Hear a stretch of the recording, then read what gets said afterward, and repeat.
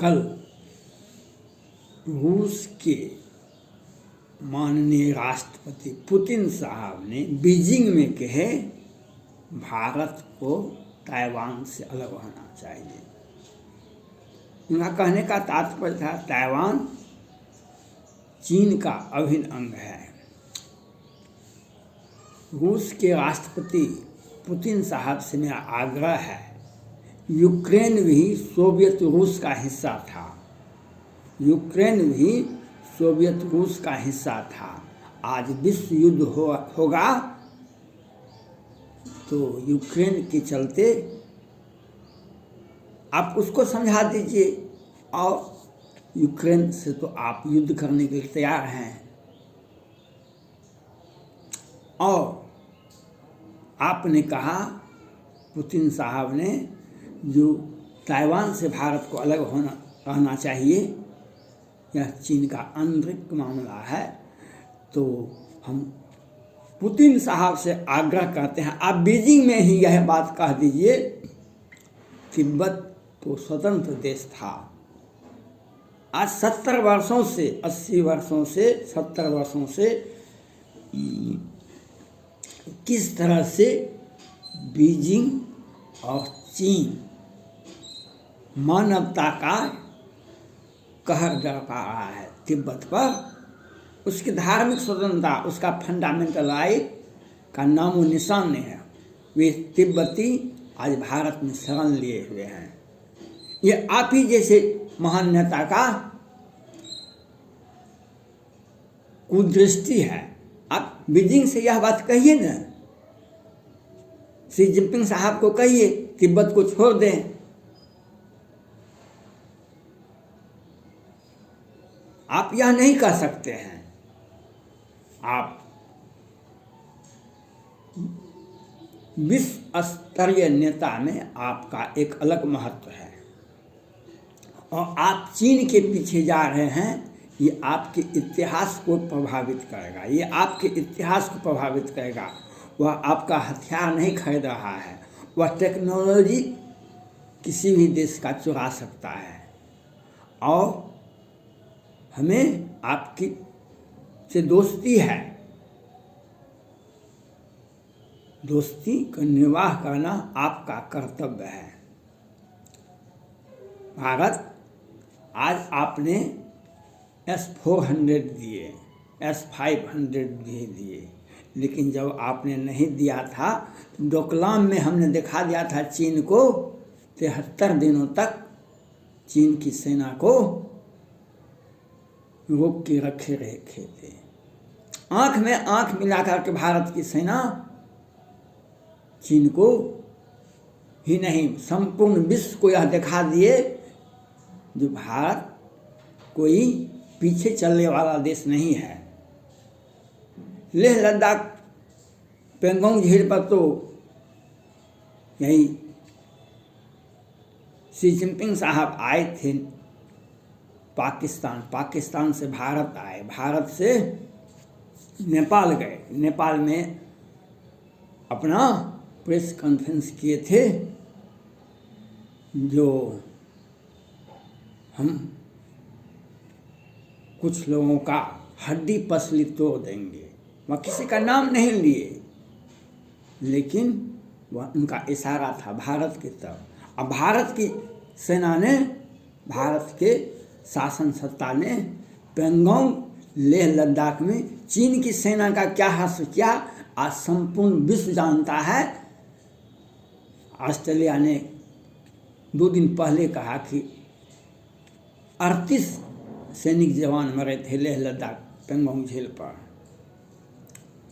America ने भी पहले कहा था जो 50 से अधिक मरे और सैकड़ों मरे। हमें हमारी सेना और हमारी सत्ता किसी लाश का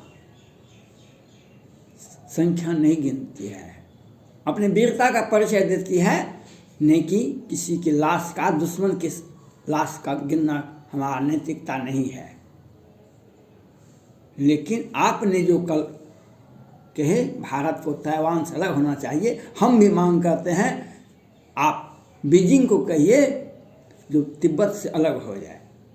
तिब्बत की आज़ादी कर दें, आप ऐसा नहीं कहेंगे।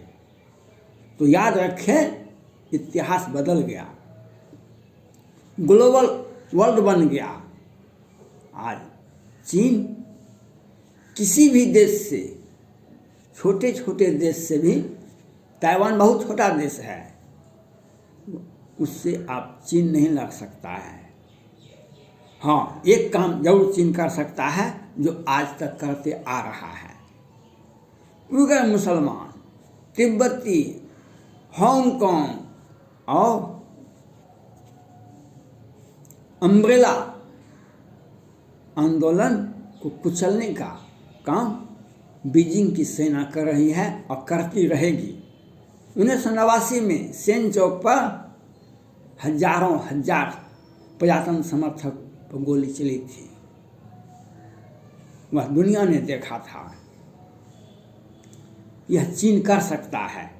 अब वह चीन का जमाना चला गया जो हम यहाँ पर 5,000 सेना की आवश्यकता है, वहाँ 5 लाख सेना उतार देंगे और देश को, किसी भी देश को डरा देंगे। भारत ने नेतृत्व संभाल लिया है और संपूर्ण विश्व अमेरिका तक भारत के पीछे पीछे है। और आप चीन का साथ दे करके अपना ही महत्व कमा रहे हैं। और कम्युनिस्ट या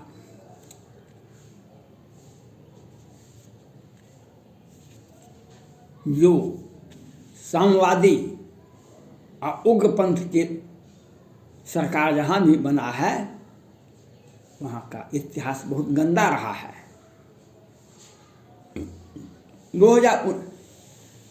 1919 में प्रथम विश्व युद्ध हुआ था, तो मुसोलिनी, हिटलर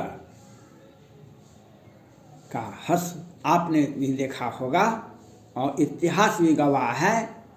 जो सत्ता शासन का क्या हश्र हुआ था, वही हश्र आज कुछ देशों का होगा। विश्व के कुछ देशों का, चाहे उत्तर कोरिया हो या चीन हो या रूस हो। इसलिए समय ग्लोबल वर्ल्ड को देखते हुए आपको भी प्रजातंत्र की स्थापना करनी चाहिए। चीन को भी यह बात आपको बताना चाहिए, और नहीं तो शासन कम्युनिस्ट पार्टी के नाम पर, आप किसी भी पार्टी के नाम पर आप अपने देश की जनता का बहुत दिनों तक शोषण नहीं कर सकते हैं। हर देश का में आज़ादी का, अमेरिका हो या भारत हो या कोई भी देश, आज़ादी का इतिहास को आपने पढ़ा होगा। और आपने जो रूस के राष्ट्रपति पुतिन साहब ने जो कल कहे थे, जो भारत को ताइवान से अलग होना चाहिए, तो यूक्रेन भी तो आपका हिस्सा था। सोवियत रूस जब था, यूक्रेन भी आपके साथ था।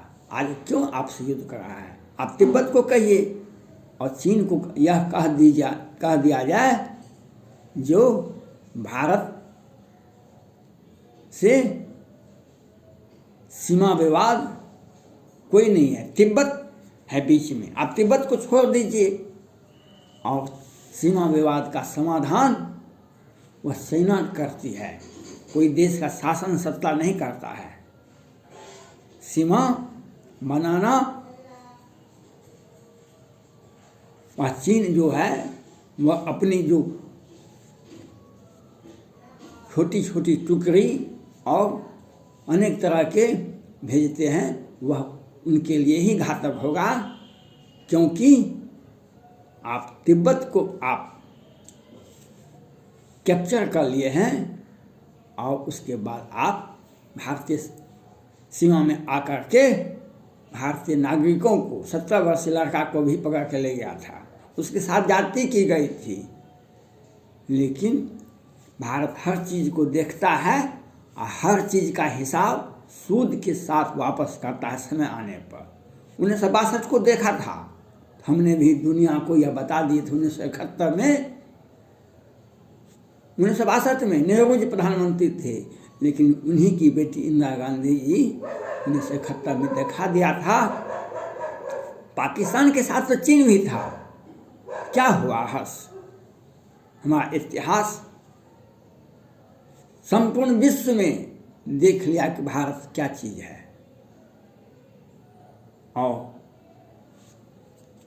पुतिन साहब से आग्रह है, आप उनका आतिथ्य स्वीकार नहीं करना चाहिए जिस देश ने कोरोना महामारी को पैदा किया। उस देश में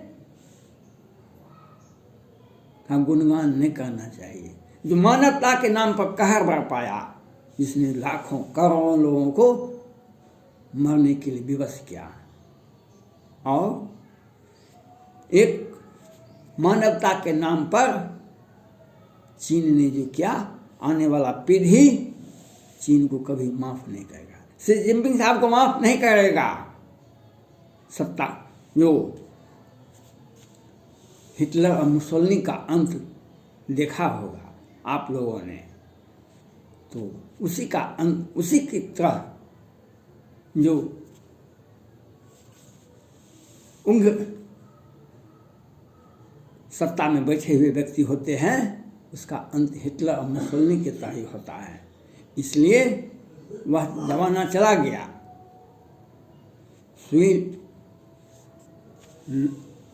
सोलहवां ब्रिटेन के शासनाध्यक्ष थे, वह कहते थे I am Lord, my word is law. वह चला गया समय।